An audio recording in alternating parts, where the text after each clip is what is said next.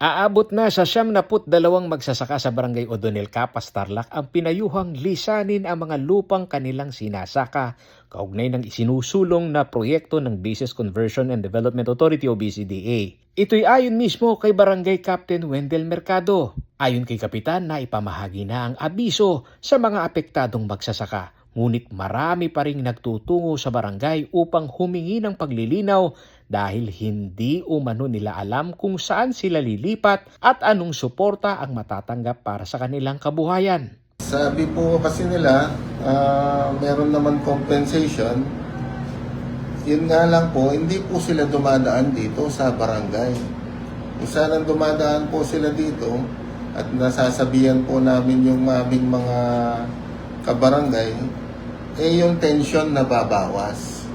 Sinabi ng opisyal na produktibong sakahan ang ilan sa mga maapektuhan ng produkto. Anya, kung layunin ng industrialisasyon ang pagpapaunlad ng kanayunan, dapat ding matiyak ang kapakanan ng mga residenteng maapektuhan.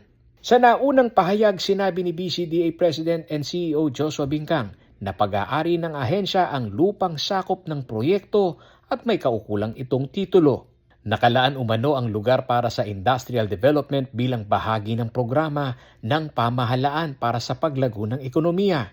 Patuloy namang kinukuha ng CLTV 36 News ang pahayag ng BCDA hinggil sa public consultation, relokasyon, livelihood assistance at iba pang hakbang para sa mga apektadong magsasaka. Paolo G. Santos, CLTV News.